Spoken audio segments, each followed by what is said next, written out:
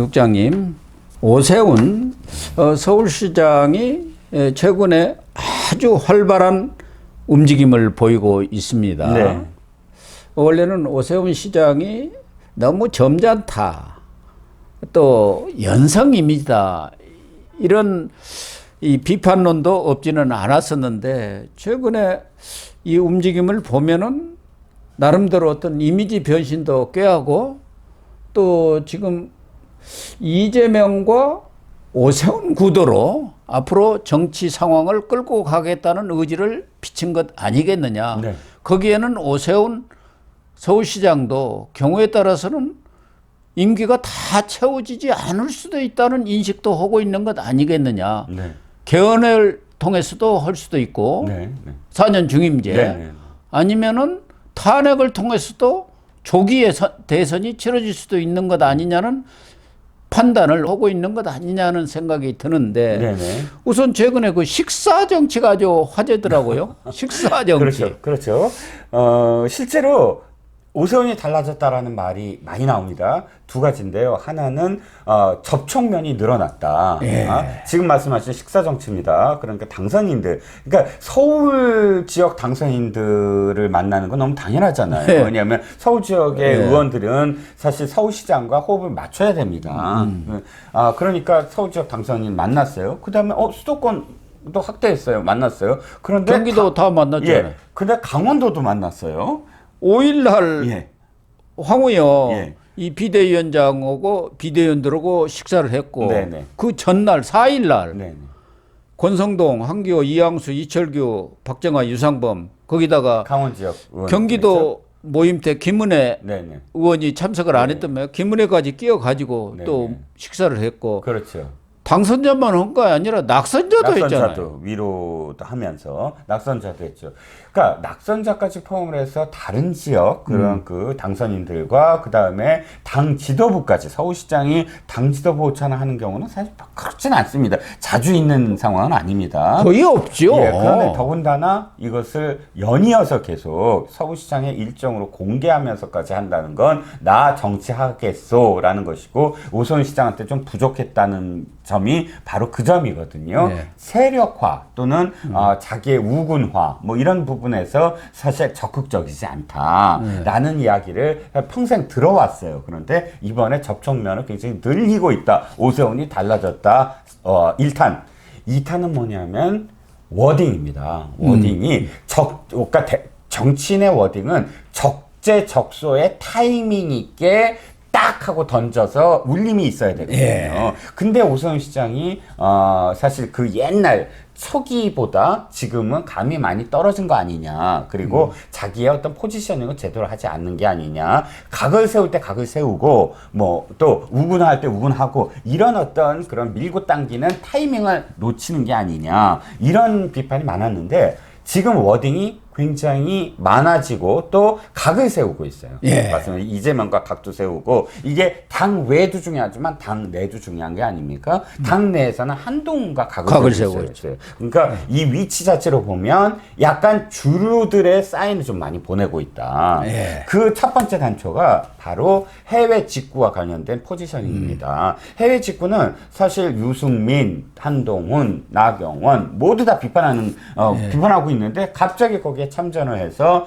그거 정부 정책에 대해서 그렇게 하는 게 처신에 맞아? 뭐 이렇게 처신이라는 말까지 오세훈 시장의 입에서 나온다. 사실 굉장히 놀랐어요. 예. 처신 같은 단어를 잘 안 쓰는 사람인데 남한테 그렇게 막 밉보이거나 이런 그런 스타일은 아니지. 하지 않는데, 그러니까 그때 딱 보고 이 사람이 결심을 했구나 이런 생각이 들었는데, 아니나 다를까 그 이후의 행보 역시 거의 계속되고 있습니다. 이를테면 지구당 문제. 연이어서 한동훈과 각을 세워요. 예, 각을 세웠죠. 예. 그러니까 해외 직구와 지구당을 연결시켜 보면, 지금 한동훈과는 내가 지금 각을 세우는 포지셔닝을 당내에서 취해야만 일부 대통령을 지지하는 사람들의 지지율을 내 걸로 만들면서 확장할 그렇죠. 수 있다. 나의 네. 확장성 원래 이미지가 나한테 있으니까. 그렇죠. 그러니까 한동훈이 가져가고 있는 그런 중도 뭐 이런 것들을 견제할 수밖에 없다. 이런 포지셔닝. 그 다음에 가장 약했다고 생각하는 게 대야 강성, 그러니까 네. 이거거든요. 특히나 오세훈 시장이 가장 비판을 받는 대목이 제때 김어준을 날리지 않았다.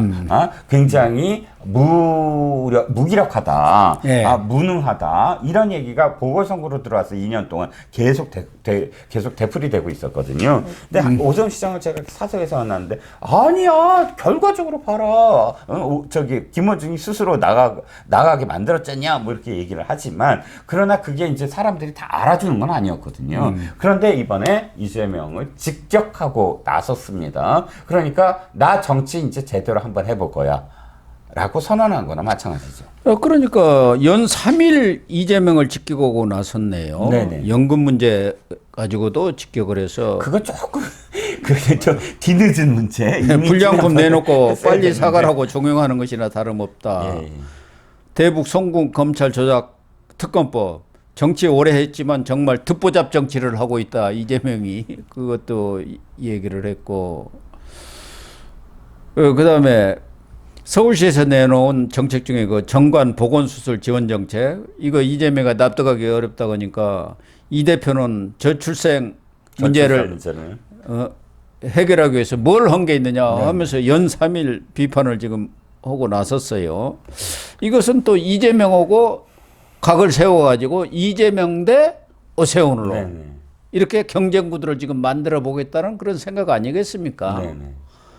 당내에서는 한동훈 대 오세훈. 어떻게 보면은 당원들로부터도 자기 상품을 지금 내놓는 거 아닙니까? 그렇습니다. 그 중에서도 특히 비윤이 아니고 친윤 쪽을 겨냥한 발언들을 잇따라 내놓고 있단 말이에요. 그렇습니다. 예. 그러니까 아까 말씀드렸지만 이제 확실하게 자신의 위치를 딱 찍은 거죠. 포지셔닝. 그러니까 나는 어디를 적으로 두고 어디를 아군으로 할 거야 라고 해석이 가능한 부분을 지금 하고 있고, 이것이 그 다음 이제 문제는 뭐냐면 왜 이 사람이 이렇게 바빠졌을까? 그러니까. 굉장히 바쁘다. 이미 서울시장의 임기는 아직도 많이 남아있는데, 네. 그리고 더군다나, 이 직전까지, 한 3, 4개월 전까지만 하더라도 대선 문제 또는 당내 문제를 묻는 기자들에게 나는 서울시장으로서의 임무를 열심히 할 겁니다. 이런 식의 네. 두루뭉술한 답변을 원칙적인 답변만 했죠. 계속 해왔거든요. 그런데 그때와 지금이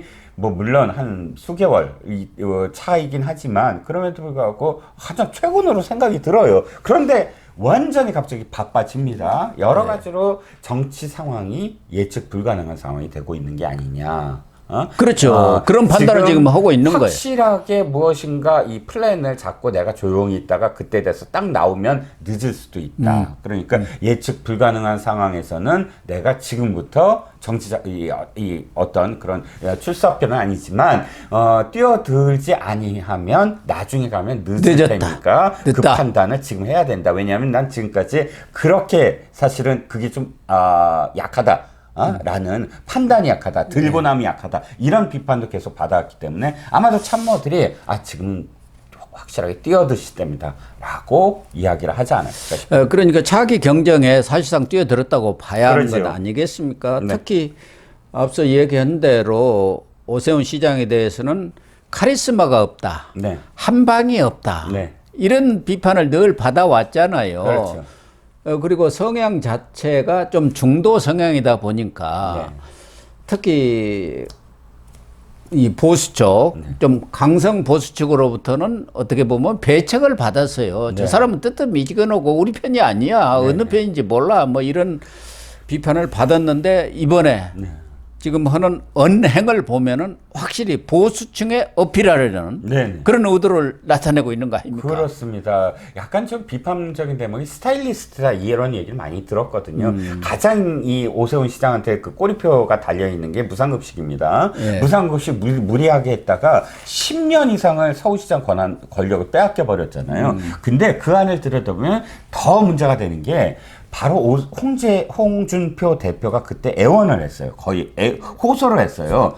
왜냐하면 무상급식에 패하자 투표에서 패하자 나 그냥 내일 그만둘 거야. 거의 그 수준이었거든요. 홍준표 대표.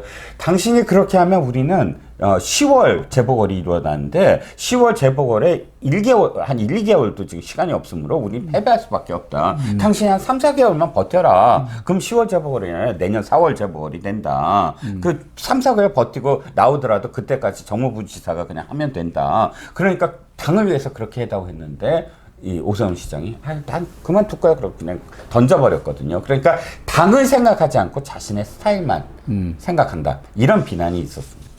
어쨌든 오세훈 시장이 정치 상황의 불투명성 이것을 감안해서 적극적인 자기 경쟁에 뛰어들었다. 그렇죠. 그에 앞서서 홍준표 대구시장이 깃발을 들었습니다마는 또 두 사람은 고려대 끈끈한 관계를 유지하면서 서로 한 번도 비난한 적은 없어요. 아니 웬걸요? 홍준표 시장이 내가 오세훈한테 형님 먼저 아우 먼저 걸었다. 뭐 전화를 걸어서 너는 조금 이번에 이 끼어들지 마라. 뭐 이런 얘기까지 할 정도로 서로 형님 먼저 아우 먼저예요. 그렇죠. 예. 그 와중에 한동훈 전 위원장이 정말 어떻게 처신을 할지 정말 궁금합니다. 네.